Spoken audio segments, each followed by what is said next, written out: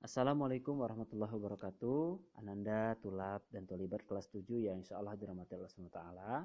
Pada hari ini kita akan memulai pembelajaran dari IPA kita, yaitu tentang struktur bumi di bab 10 di buku IPA-nya masing-masing. Silahkan diperhatikan.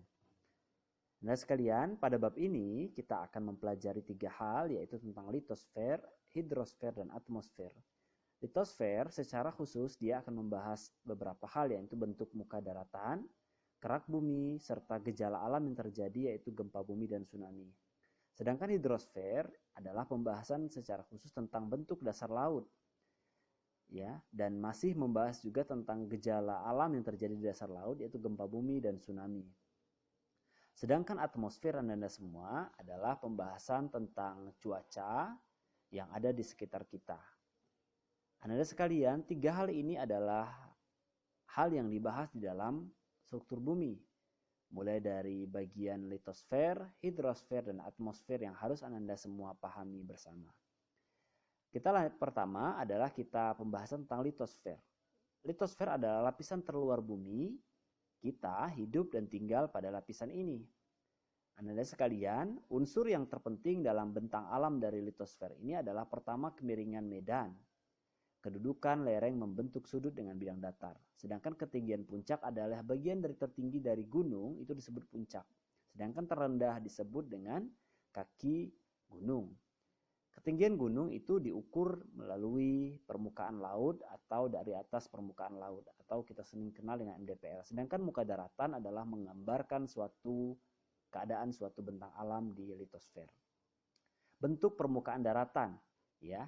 Permukaan daratan kita itu ada kurang lebih ya, dilihat dari kemiringan, lalu kemudian bentuk dalam ketinggian dan kemiringannya, maka muka daratan itu dibagi menjadi 7 ya. Pertama ada dataran rendah, dataran tinggi, lembah, ngarai, bukit, gunung, dan pematang. 7 bentuk ini itu yang mengisi ya bentuk dari permukaan daratan yang kita tinggali. Ada dataran rendah, kemudian ada dataran tinggi, ada lembah-lembah, ya, kemudian ngarai, bukit, gunung, dan pematang. Secara pengertian, Anda bisa perhatikan di dalam bukunya atau dalam slide yang Ustadz bagikan ini. Dataran rendah, ya, itu juga adalah bagian yang ada di dalam litosfer. Oke, Anda sekalian, kita lanjut kepada pembahasan hidrosfer. Untuk hidrosfer secara khusus membahas tentang bentuk dari dasar laut. Ya. Dalam pembahasan ini ada 5 pembahasan, yaitu tentang paparan. Ya. Paparan adalah dataran yang terhampar di tepi benua, landai dan membentuk dangkalan. Kemudian lereng benua, ya, paparan yang melandai ke arah laut sampai ke dasar cekungan. Sedangkan cekungan adalah paparan ke arah laut berbentuk cekung dengan kedalaman 130 sampai 4000 meter. Palung adalah cekungan berupa lembah sempit dan dalam dengan dinding yang curam. Sedangkan ambang laut adalah gunung laut yang puncaknya muncul ke permukaan. Anda sekalian, ya, di dalam hidrosfer ini ada beberapa bagian yang cukup penting harus kita pelajari, ya. Ada 5 bagian yang harus Anda semua hafal dan ketahui di dalam dasar laut. Selanjutnya kita akan membahas tentang bahan penyusun kerak bumi. Apa saja sih yang menyusun kerak bumi yang kita tinggali ini? Kerak bumi merupakan salah satu lapisan dari litosfer berupa batuan keras yang terus berubah karena arus material cair di dalam kedalaman bumi. Sebagaimana pernah kita ketahui bersama bahwa kerak bumi itu adalah batuan yang keras. Lalu kemudian lapisan paling di bawahnya itu ada arus material cair yang panas atau fluida cair yang panas atau bisa kita kenal dengan sebutan magma atau lava. Ya. Kerak bumi kita ini disusun oleh 3 batuan. Jenis batuan itu batuan beku, metamorf, dan sedimen. Nah, Anda sekalian, gunung berapi adalah ya suatu sistem saluran fluida yang panas atau yang kita kenal dengan lava yang memanjang dari kedalaman 10 km di bawah permukaan sampai ke permukaan bumi, termasuk endapan hasil penumpukan materi yang keluar saat meletus. Itu disebut dengan gunung berapi. Ya, pada bab ini juga kita membahas tentang gunung berapi. Anda semua bisa mempelajari di dalam bukunya tentang gunung berapi.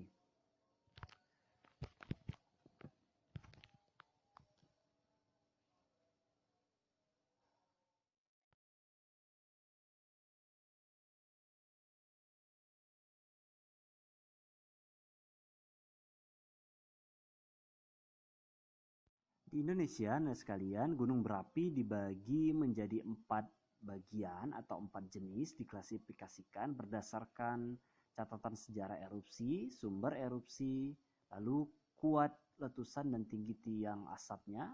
Yang terakhir adalah berdasarkan bentuknya, nah sekalian. Bisa dilihat di bukunya halaman 333.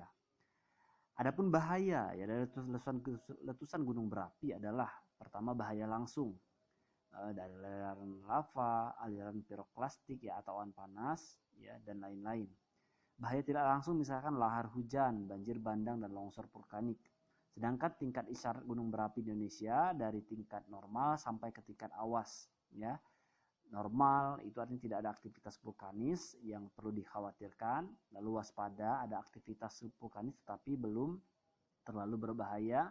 Siaga itu sudah menunjukkan aktivitas yang cukup intensif, artinya masyarakat yang ada di sekitar lokasi harus bersiap-siap. Sedangkan awas itu sudah terjadi letusan yang membahayakan atau terjadi bencana vulkanis. Nah, lanjut ke anak sekalian, kita pembahasan tentang gempa bumi ya. Gempa itu terjadi karena akibat pergeseran ya, pergeseran daripada lempeng bumi. Nah, kalau kita lihat, kalau gempa terjadi di dasar laut sebagaimana di skema gambar tersebut, maka inilah yang bisa menyebabkan terjadinya tsunami ya. Tsunami terjadi karena adanya gempa yang terjadi di dalam dasar laut gitu. Ada beberapa istilah terkait gempa, misalkan hipocentrum, kemudian epicentrum dan seismograf. Ini Anda sekalian sudah ada penjelasan yang lengkap di dalam buku Anda semua ya. Silahkan Anda semua membuka bukunya di halaman 339. Ada pembahasan tentang gempa bumi secara khusus di sana. Oke Anda sekalian, ya. Selanjutnya kita akan masuk ke dalam pembahasan tentang troposfer atau bagian dari struktur bumi yang ketiga, yaitu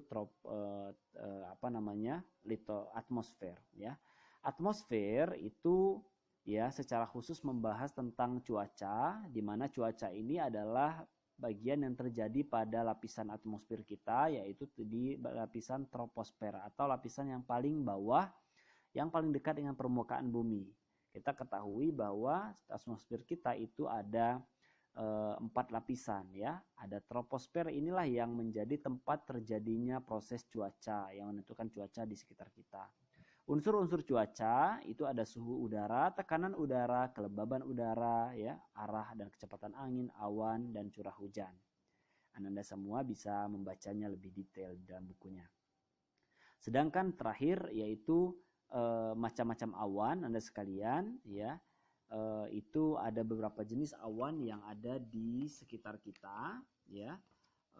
Misalkan ada awan cumulonimbus, ya, dan lain sebagainya. Semua awan-awan ini terbentuk di dalam lapisan troposfer ya.